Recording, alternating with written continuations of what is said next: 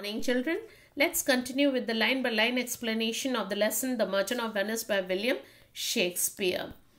Now, here's a quick recap of all that we learned in the previous classes. So, Bassanio, the bosom friend of Antonio, the wealthy merchant of Venice, needed money to travel to Belmont to woo Portia, a rich heiress. Antonio, having no ready money, takes a risky loan from a cruel Jewish moneylender who provides him the loan of 3,000 ducats for 3 months on the personal bond of Antonio, saying that if Antonio is unable to repay the loan amount, the forfeit to be paid will be an exact pound of Antonio's flesh, which Shylock will be at liberty to take from any part of his body which pleases him. Even when Bassanio tells Antonio that he will not have him make such an agreement on his account, Antonio assures him and signs the agreement. So, after some time, Bassanio leaves for Belmont in a ship, accompanied by Gratiano and others. He wins the suit or the casket test, and Portia accepts him for a husband.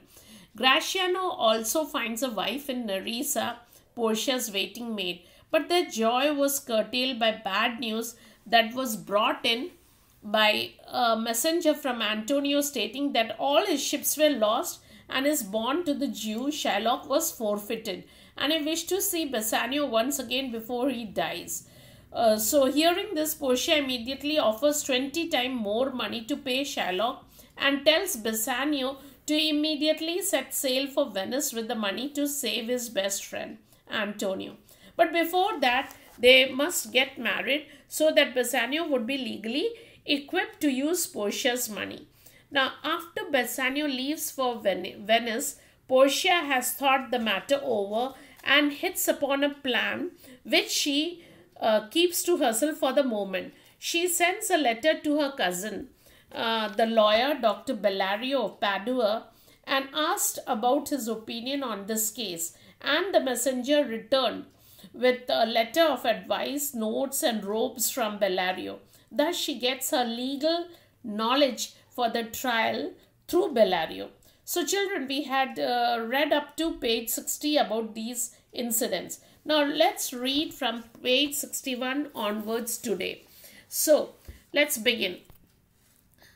Portia dressed herself and her maid Nerissa in men's apparel. So what did Portia do? She disguised herself as a man, and also Nerissa in men's apparel, men's dress, and putting on the robes of a counselor.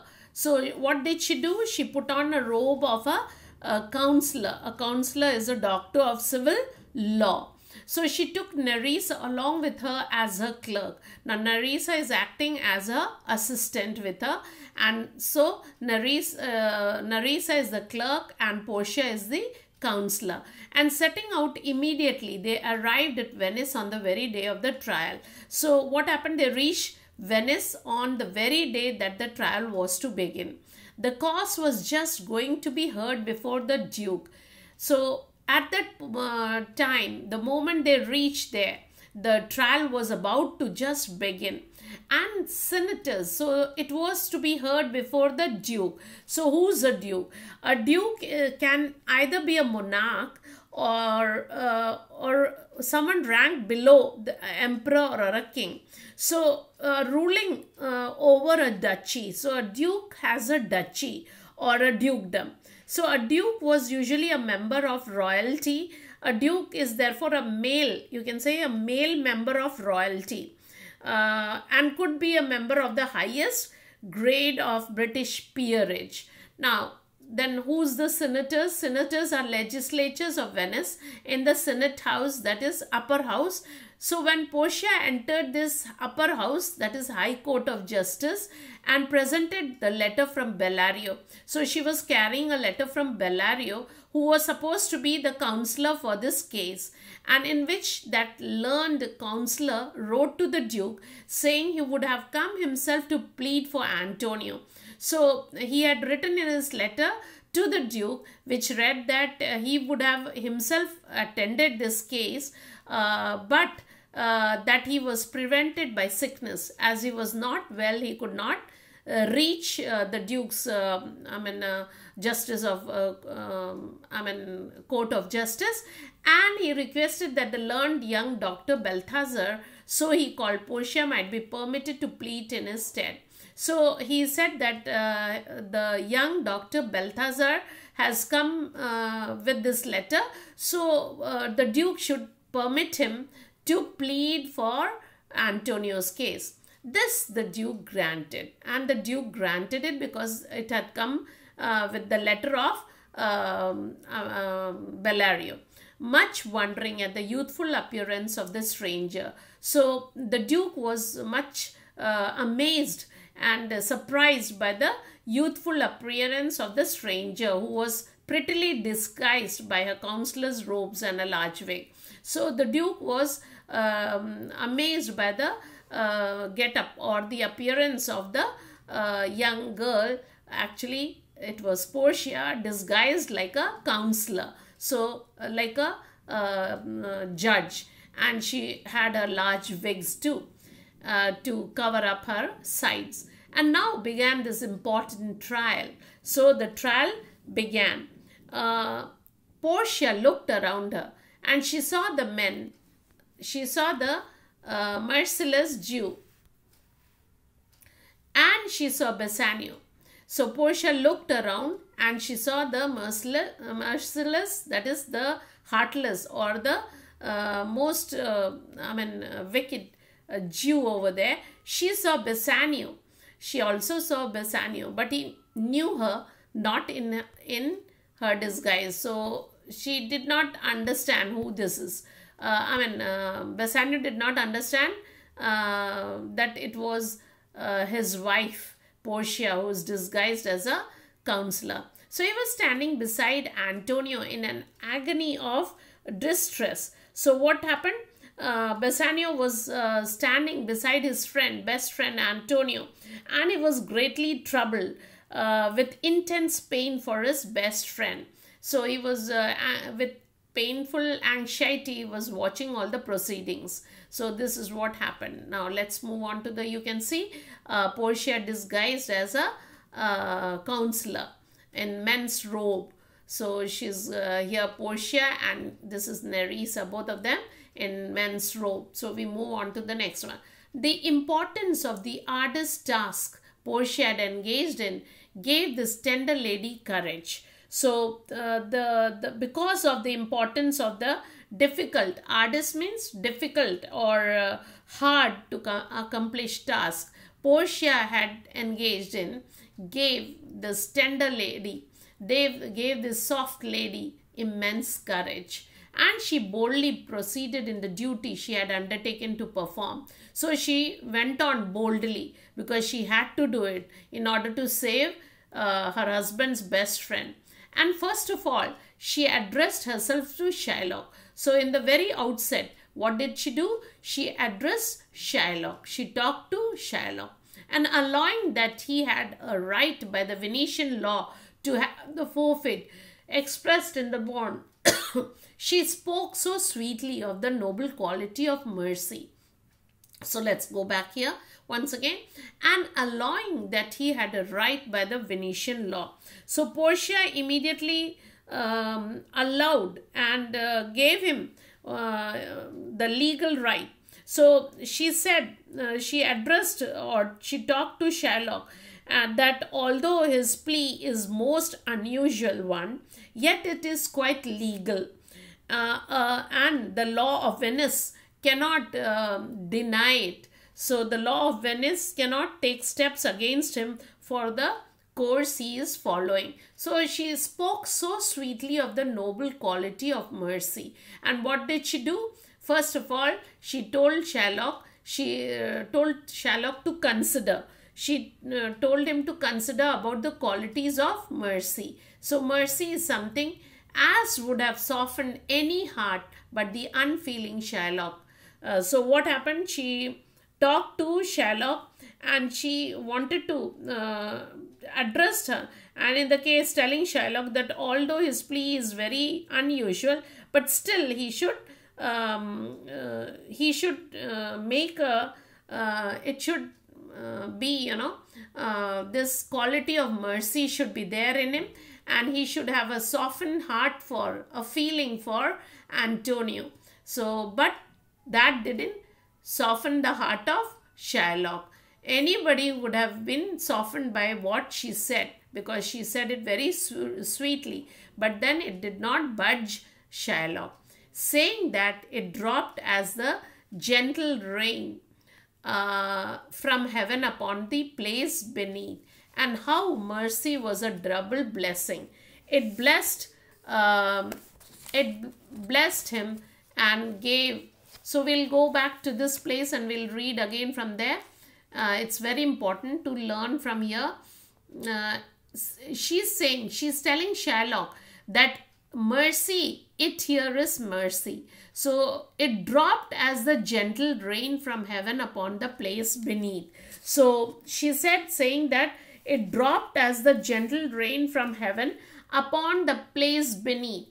Meaning mercy is a purely voluntary action, and its very nature is to fall like rain.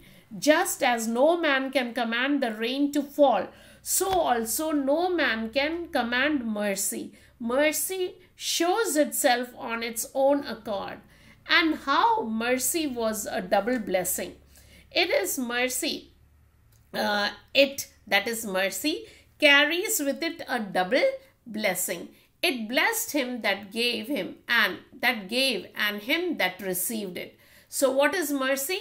Mercy, it blessed him that gave. So whoever gave mercy was blessed, and whoever received mercy also was blessed. So its benefit makes it, that is, its benefits, and it benefits and makes happy both the giver and the receiver. Both of them gets the benefits. And how it became monarchs better than their crowns, being an attribute of God himself. So he says that even Portia then goes on to describe mercy by saying that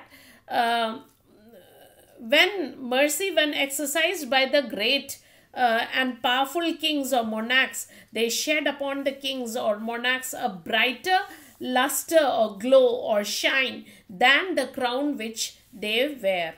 So being an attribute, now in the next line we read, being an attribute. So here you can see being an attribute of God himself. So Portia further says that mercy is the attribute of or quality of God himself, and that earthy power came nearest to God in proportion as mercy tempered justice. So he says earthly, Portia as in the disguise of Balthazar says earthly power, that is earthly kings, come nearest in attribute to God when they make use of the divine attribute of mercy to soften the stern decrees of justice with it. That is, when a king makes up of the godly or divine quality of mercy, it softens the strict laws of justice. And she bid Shylock remember that we all pray for mercy. That same prayer should teach us to show mercy. So Portia tells Shylock to consider that as we all pray to God for mercy, then if we need God's mercy to be shown to us, then that same prayer should teach us to show mercy to the man who needs it from us. So Shylock only answered her by desiring to have the penalty forfeited in the bond. So Portia's request to Shylock not to press for bare justice in the case and to forego his legal rights was like her request falling on duck's back. So Shylock had closed his mind to all such arguments that Portia gives him. In answer to her plea, he demands justice and the carrying out of the agreement. So Shylock does not want to listen to any arguments that Portia was giving. So then Shylock only answered her by desiring to have the penalty. So is he not able to pay the money? Asked Portia. Now Portia is asking Antonio whether he is not able to pay the money. Bassanio then offered the Jew the payment of the 3,000 ducats as many times over as he should desire. So immediately Bassanio tells the Jew that he is ready to pay him double the, or even whatever he asks, he is ready to pay him, offer him the money. So which Shylock refusing. So Shylock refuses it. He doesn't want to take it and still insisting upon having a pound of Antonio's flesh.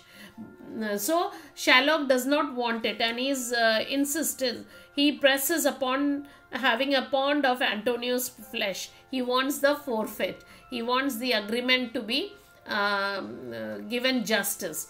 So Bassanio begged the learned young counselor would endeavor to wrest the law a little. Now Bassanio is begging, pleading the young counselor, the judge, to endeavor to make or twist the law, to turn the law a little, so as to save Antonio's life. But Portia gravely answered that laws once established must never be altered. So Portia very seriously answered that laws once made should be carried out, should never be altered, should never be changed. Shylock hearing Portia